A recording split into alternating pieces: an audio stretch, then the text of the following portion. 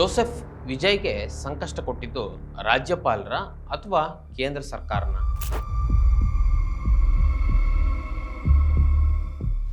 ಇಷ್ಟು ದಿನ ಸರ್ಕಾರ ರಚನೆಗೆ ಅವಕಾಶ ಕೊಡದ ರಾಜ್ಯಪಾಲರ ಉದ್ದೇಶವೇನಿತ್ತು?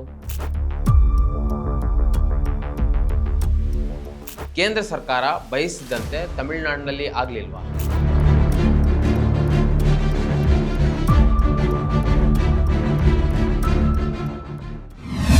ನಮಸ್ಕಾರ, ಇದನ್ನ.comಗೆ ಸ್ವಾಗತ. ನಾನು ಮನೋಜ್ ಆರ್ ಕಂಬಳಿ. ತಮಿಳುನಾಡಿನಲ್ಲಿ ಇಂದಿನಿಂದ ಹೊಸ ಯುಗ ಆರಂಭವಾಗಲಿದೆ. ಅದೇ ಟಿವಿಕೆ ಪಕ್ಷದ ಜೋಸೆಫ್ ವಿಜಯ್ ಅವರ ಯುಗ. பலதரப்பட்ட மக்கள் அனைவருக்கும் நேர்மையானதை செய்வேன் என்றும் ஆண்டவன் மீது ஆணையிட்டு உறுதிமொழிகிறேன். ಚುನಾವಣೆ ಫಲಿತಾಂಶ ಬಂದು 5 ದಿನಗಳ ನಂತರ ಜೋಸೆಫ್ ವಿಜಯ್ ಅವರು ಪ್ರಮಾಣ ವಚನವನ್ನು ಸ್ವೀಕರಿಸಿದ್ದಾರೆ. ತಮಿಳುನಾಡು ರಾಜ್ಯಪಾಲರಾದ ರಾಜೇಂದ್ರ ಅರ್ಲೇಕರ್ ಅವರು ಪ್ರಮಾಣ ವಚನವನ್ನು ಬೋಧಿಸಿದ್ದಾರೆ. ಕಾರ್ಯಕ್ರಮದಲ್ಲಿ ಲೋಕಸಭೆಯ ವಿರೋಧ ಪಕ್ಷದ ನಾಯಕ ರಾಹುಲ್ ಗಾಂಧಿ ಸೇರಿದಂತೆ ಟಿವಿಕೆ ಪಕ್ಷದ ಪ್ರಮುಖರು ಹಾಗೂ ಟಿವಿಕೆ ಜೊತೆ ಕೈಜೋಡಿಸಿದ ವಿಸಿಕೆ ಎಡಪಕ್ಷಗಳ ಮುಖ್ಯಸ್ಥರು ಕೂಡ ಉಪಸ್ಥಿತರಿದ್ದರು. ಸ್ವಾತಂತ್ರ್ಯ ಹೋರಾಟ ಒಂದು ಕಥೆಯಲ್ಲ, ಮರೆಮಾಚಿದ ಹೋರಾಟಗಳ ಅನಾವರಣ. ಭಾರತದ ಸ್ವಾತಂತ್ರ್ಯ, ಕರ್ನಾಟಕದ ಏಕೀಕರಣ ಒಂದೇ ಹೋರಾಟದ 2 ಮುಖಗಳು. ಜೈ ಹಿಂದ್, ಜಯ ಕರ್ನಾಟಕ ವಿಶೇಷಾಂಕ ಈಗಲೇ ಓದಿ ಹಂಚಿಕೊಳ್ಳಿ. ಜೋಸೆಫ್ ವಿಜಯ್ ತಮಿಳುನಾಡಿನ ಮುಖ್ಯಮಂತ್ರಿ ಗಾದಿಯನ್ನ ಹಿಡಿಯುವುದು ಅಷ್ಟು ಸುಲಭವಾಗಿರಲಿಲ್ಲ. ಫಲಿತಾಂಶದ ನಂತರವಂತೂ ಅವರ ಹಾದಿಯಲ್ಲಿ ಹೂವುಗಳಿಗಿಂತ ಮುಳ್ಳುಗಳೇ ಹೆಚ್ಚಾಗಿದ್ವು. ಕನಿಷ್ಠ 118 ಸ್ಥಾನಗಳನ್ನು ತೋರಿಸಲು ಪ್ರತಿದಿನ ಪಡಿಪಾಟಲು ಪಟ್ಟಿದ್ದಾರೆ. ತಮಿಳುನಾಡಿನಲ್ಲಿ ಸಿನಿಮಾ ಮತ್ತು ರಾಜಕಾರಣ ಒಂದಕ್ಕೊಂದು ಬೆಸೆದುಕೊಂಡು ಬಂದಿದೆ. ಈಗ ವಿಜಯ್ ಕೂಡ ಸಿನಿಮಾ ನಟನಾಗಿ ಮೂಡಿಸಿದ್ದ ಛಾಪನ್ನ ರಾಜಕಾರಣಿಯಾಗಿ ಹೇಗೆ ನಡೆಸುತ್ತಾರೆ ಎಂಬುದು ಕೂಡ ಕುತೂಹಲ.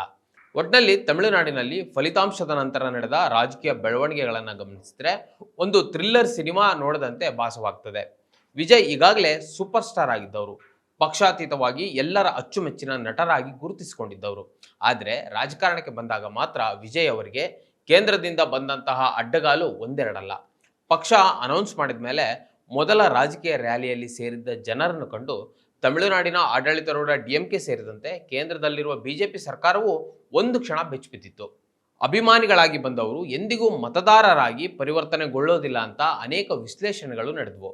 ಆದರೆ ವಿಜಯ್ ರೂಪಿಸಿದ ತಂತ್ರ ಮಾತ್ರ ಕೇಂದ್ರ ಸರ್ಕಾರ ಸೇರಿದಂತೆ ಎಲ್ಲ ರಾಜಕೀಯ ಪಕ್ಷಗಳಿಗೂ ಅಚ್ಚರಿಯನ್ನು ಉಂಟು ಮಾಡಿತ್ತು.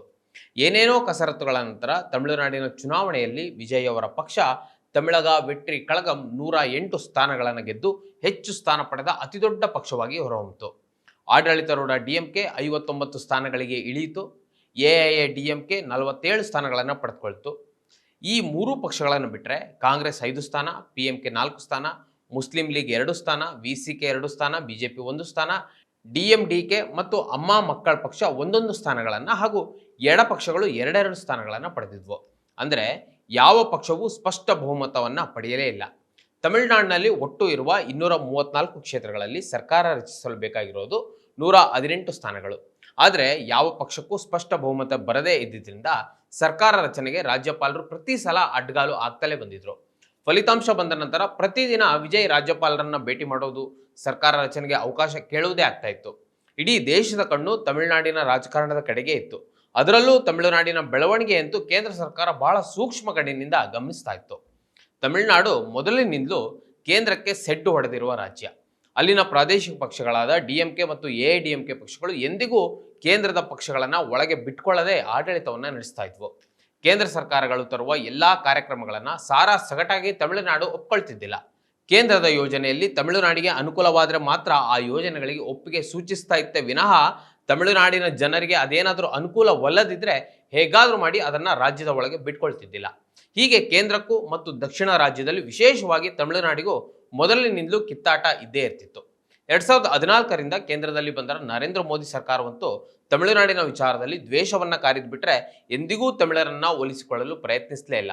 ಅದರಲ್ಲೂ ಕೇಂದ್ರದ ಸರ್ವಾಧಿಕಾರಿ ಧೋರಣೆಗೆ ಪ್ರಬಲ ಪ್ರತಿರೋಧವನ್ನ ತೋರಿದ ರಾಜ್ಯ ಎಂದರೆ ಅದು ತಮಿಳುನಾಡು. ಡಿಎಂಕೆ ಅಧಿಕಾರದಲ್ಲಿದ್ದ ಅಷ್ಟು ಸಮಯ ಸರ್ಕಾರ ಮತ್ತು ರಾಜ್ಯಪಾಲರ ನಡುವಿನ ತಿಕ್ಕಾಟ ಇಡೀ ದೇಶದ ಚರ್ಚೆಯ ವಿಷಯವಾಗಿತ್ತು. ವಿವಾದ ಸುಪ್ರೀಂ ಕೋರ್ಟ್ ಮೆಟ್ಟಿಲು ಕೂಡ ಏರಿತ್ತು. ರಾಜ್ಯಪಾಲರನ್ನ ಬಳಸಿಕೊಂಡು ತಮಿಳುನಾಡು ಸರ್ಕಾರವನ್ನ ನಿಯಂತ್ರಿಸುವ ಕೇಂದ್ರ ಸರ್ಕಾರದ ಪ್ರಯತ್ನವನ್ನ ಡಿಎಂಕೆ ಭಾಗಶಃ ವಿಫಲಗೊಳಿಸಿತು.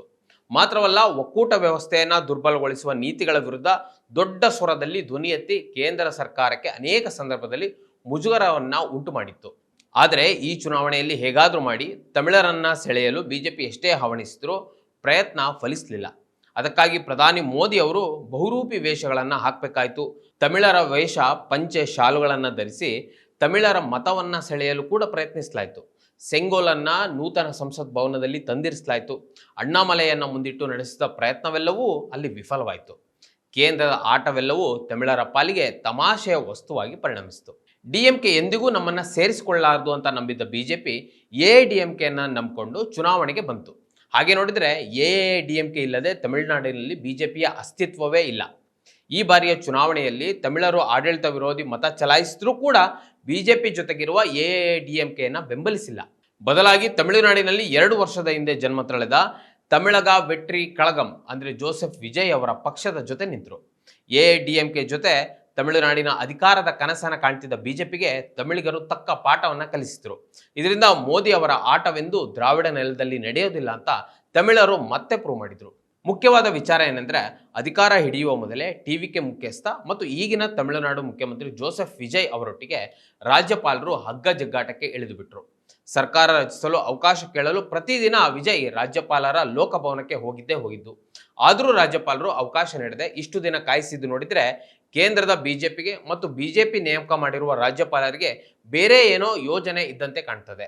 ಸಾಮಾನ್ಯವಾಗಿ ಯಾವುದೇ ರಾಜ್ಯದಲ್ಲಿ ಅತಿದೊಡ್ಡ ಪಕ್ಷ ಸರ್ಕಾರ ರಚನೆಗೆ ಹಕ್ಕು ಮಂಡಿಸುವುದು ಪ್ರಜಾಪ್ರಭುತ್ವದ ಸಂಪ್ರದಾಯವಾಗಿದೆ. ಅತಿದೊಡ್ಡ ಪಕ್ಷ ಟಿವಿಕೆಯನ್ನು ಬಿಟ್ಟರೆ ಬೇರೆ ಯಾವುದೇ ಪಕ್ಷ ಅಧಿಕಾರ ರಚನೆಗೆ ಇಂಗಿತವನ್ನು ವ್ಯಕ್ತಪಡಿಸಿಲ್ಲ. ಹಾಗಿರುವಾಗ ಅತಿದೊಡ್ಡ ಪಕ್ಷಕ್ಕೆ ಸರ್ಕಾರ ರಚಿಸಲು ಅವಕಾಶ ಮಾಡಿಕೊಡ್ಬೇಕು. ಸ್ಪಷ್ಟ ಬಹುಮತವನ್ನು ವಿಧಾನಸಭೆಯೊಳಗೆ ಮಂಡಿಸಲು ಹೇಳಬೇಕು. ಅದನ್ನು ಬಿಟ್ಟು ಸರ್ಕಾರ ರಚಿಸುವ ಮೊದಲೇ ಸ್ಪಷ್ಟ ಬಹುಮತ ಸಾಬೀತುಪಡಿಸಿ ಅಂತ ಹೇಳುವ ಅಧಿಕಾರ ರಾಜ್ಯಪಾಲರಿಗಿಲ್ಲ.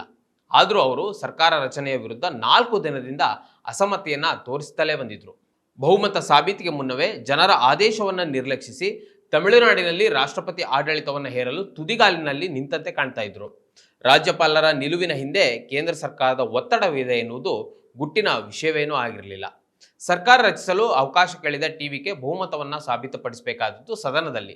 ಅದಕ್ಕೆ ವೇದಿಕೆ ನಿರ್ಮಾಣ ಮಾಡಬೇಕಾಗಿರೋದು ರಾಜ್ಯಪಾಲರ ಕೆಲಸ. ಆದರೆ ರಾಜ್ಯಪಾಲರು ತನ್ನ ಮುಂದೆಯೇ ಬಹುಮತವನ್ನು ಸಾಬೀತುಪಡಿಸಿ ಅಂತ ಅಪ್ಪಟ್ಟು ಬಿದ್ದಿದ್ರು. ಈ ಸಂದರ್ಭದಲ್ಲಿ ಒಂದು ಪ್ರಶ್ನೆ ಬರ್ತದೆ ಸಾಮಾನ್ಯವಾಗಿ. ಒಂದು ವೇಳೆ ಬಿಜೆಪಿ ಅಥವಾ ಎಐಡಿಎಂಕೆ ದೊಡ್ಡ ಪಕ್ಷವಾಗಿ ಏನಾದರೂ ಹೊರಹೊಮ್ಮಿ ರಾಜ್ಯಪಾಲರ ಮುಂದೆ ಅದೇನಾದರೂ ಬಂದಿದ್ರೆ ಅವರು ಇಷ್ಟು ಕಠಿಣ ನಿಲುವನ್ನು ತಳೆ ಎತ್ತಿದ್ರೆ ಅಂತ. ಆದರೆ ವಿಜಯ್ ಬಿಜೆಪಿಗೆ ಅವಕಾಶ ಮಾಡಿಕೊಡದೆ ಬಹುಮತವನ್ನು ಸಾಬೀತುಪಡಿಸುವಲ್ಲಿ ಈಗ ಯಶಸ್ವಿಯಾಗಿದ್ದಾರೆ.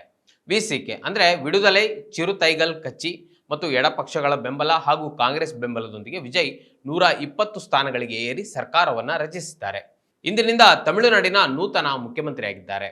ಈಗ ಹೇಳಿದ ಅಂಶದ ಜೊತೆಗೆ ಕೇಂದ್ರದ ಮೇಲೆ ಇನ್ನೊಂದು ಅನುಮಾನ ಬರ್ತದೆ. ಅದೇನೆಂದರೆ, ಒಂದು ವೇಳೆ ಎಐಡಿಎಂಕೆ ಜೊತೆ ಮೈತ್ರಿಗಾಗಿ ಟಿವಿಕೆ ಮುಖಂಡ ಜೋಸೆಫ್ ವಿಜಯ್ ಏನಾದರೂ ಹೋಗಿದ್ರೆ ರಾಜ್ಯಪಾಲರು ಈ ರೀತಿಯ ವಿಳಂಬ ಧೋರಣೆ ತೋರುತ್ತಿದ್ದಿಲ್ಲ ಅಂತ ಕಾಣ್ತದೆ. ಎಐಡಿಎಂಕೆ ಬೆಂಬಲವನ್ನು ಯಾಚಿಸುವ ಅನಿವಾರ್ಯವನ್ನು ಸೃಷ್ಟಿಸುವುದಕ್ಕಾಗಿ ಕೇಂದ್ರ ಸರ್ಕಾರ ರಾಜ್ಯಪಾಲರನ್ನು ಬಳಸಿಕೊಂಡಿದೆ ಎಂದು ಇಲ್ಲಿ ಸ್ಪಷ್ಟವಾಗಿ ಕಾಣ್ತದೆ. ಒಟ್ಟಿನಲ್ಲಿ ಬಿಜೆಪಿ ಹೂಡಿದ ಅನೇಕ ತಂತ್ರಗಳು ತಮಿಳುನಾಡಿನಲ್ಲಿ ಫಲಿಸಲಿಲ್ಲ ಎಂಬುದು ಇಲ್ಲಿ ಸ್ಪಷ್ಟ. ತಮಿಳುನಾಡಿನ ಜನರು ಕೇಂದ್ರಕ್ಕೆ ಸೆಡ್ಡು ಹೊಡೆದು ತಮ್ಮದೇ ಪ್ರಾದೇಶಿಕತೆಯನ್ನು ಮತ್ತೆ ಪ್ರೂವ್ ಮಾಡಿದ್ದಾರೆ. ಆದರೆ ಕೇಂದ್ರ ಸರ್ಕಾರ ಅಥವಾ ಬಿಜೆಪಿ ಸರ್ಕಾರ ಬಯಸಿದ್ದು ಸಿಗದೆ ಹೋಗಿದೆ. ತಮಿಳುನಾಡಿನ ಅಧಿಕಾರ ಎಂದಿಗೂ ದ್ರಾವಿಡ ಅಸ್ಮಿತೆಯನ್ನು ಕಾಪಾಡುವ ಅಲ್ಲಿನ ಪ್ರಾದೇಶಿಕ ಪಕ್ಷಗಳೇ ಹೊರತು ಕೋಮು ದ್ವೇಷವನ್ನು ಪ್ರಚೋದಿಸುವ ಬಿಜೆಪಿಗಲ್ಲ ಅಂತ ಮತ್ತೆ ಸಾಬೀತಾಗಿದೆ. ಇದೇ ಸಂದರ್ಭದಲ್ಲಿ ಕೇಂದ್ರಕ್ಕೆ ಸವಾಲಾಗಿ ನಿಂತಿದ್ದ ಡಿಎಂಕೆ ಮುಖ್ಯಸ್ಥ ಸ್ಟಾಲಿನ್ ನಂತರ ಬಂದು ಅಧಿಕಾರದ ಚುಕ್ಕಾಣಿಯನ್ನು ಹಿಡಿದ ವಿಜಯ್ ಹೇಗೆ ಕೇಂದ್ರದ ದಬ್ಬಾಳಿಕೆ ತಂತ್ರವನ್ನು ಸೋಲಿಸ್ತಾರೆ ಎಂಬುದನ್ನು ನೋಡಬೇಕಾಗಿದೆ. ಜೊತೆಗೆ ಅಧಿಕಾರಕ್ಕಾಗಿ ಏನು ಬೇಕಾದರೂ ಮಾಡುವ ಬಿಜೆಪಿ ವಿಜಯ್ರನ್ನೇ ಗುರಿಯಾಗಿಸಿಕೊಂಡು ತನಿಖಾ ಸಂಸ್ಥೆಗಳನ್ನು ದುರುಪಯೋಗ ಏನಾದರೂ ಪಡಿಸ್ಕೊಂಡ್ರೆ ಅದನ್ನು ತಡೆದು ಸೋಲಿಸುವ ಗಟ್ಟಿತನ ವಿಜಯ್ ಬಳಿ ಇದೆಯಾ ಎಂಬುದು ಈ ಕಾಲದ ಪ್ರಶ್ನೆಯಾಗಿದೆ. ಈ ಕಾಲದ ತುರ್ತಿಗೆ ಏಕಾಏಕಿ ತಲೆ ಎತ್ತಿ ಒಮ್ಮೆಲೆ ಅಧಿಕಾರ ಹಿಡಿದ ಟಿವಿಕೆ ಪಕ್ಷ ಡಿಎಂಕೆ ರೀತಿ ಕೇಂದ್ರದ ವಿರುದ್ಧ ಸೆಣಸಾಡ್ತದೆಯೇ? ಇಲ್ಲಿ ಟಿವಿಕೆ ಪಕ್ಷ ಒಂದನ್ನು ಸ್ಪಷ್ಟವಾಗಿ ಅರ್ಥ ಮಾಡ್ಕೊಳ್ಬೇಕು. ನಾವು ನಡೆಸುತ್ತಿರುವ ಸಂಘರ್ಷ ರಾಜ್ಯಪಾಲರ ವಿರುದ್ಧವಲ್ಲ, ಬದಲಾಗಿ ಕೇಂದ್ರ ಸರ್ಕಾರದ ಜೊತೆ ಎನ್ನುವ ಕಾಲದ ಕರೆಯನ್ನ ಅಲ್ಲಗಳೆಯಬಾರದು. ದ್ರಾವಿಡ ಅಸ್ಮಿತೆ, ತಮಿಳರ ಸ್ವಾಭಿಮಾನವನ್ನ ಜೋಸೆಫ್ ವಿಜಯ್ ಕಾಪಾಡ್ತಾರೆ ಎಂಬ ನಂಬಿಕೆಯೊಂದಿಗೆ ಈ ವಿಡಿಯೋವನ್ನು ಮುಗಿಸೋಣ. ನಮಸ್ಕಾರ ವೀಕ್ಷಕರೇ. ಮತ್ತಷ್ಟು ವಿಶೇಷ ವಿಡಿಯೋಗಳನ್ನು ನೋಡಲು ಮತ್ತು ಹೊಸ ವಿಡಿಯೋಗಳ ಬಗ್ಗೆ ತಿಳಿಯಲು ಈ ದಿನ .com ಯೂಟ್ಯೂಬ್ ಚಾನೆಲ್ ಸಬ್ಸ್ಕ್ರೈಬ್ ಮಾಡಿ ಮತ್ತು ಬೆಲ್ ಐಕಾನ್ ಕ್ಲಿಕ್ ಮಾಡಿ.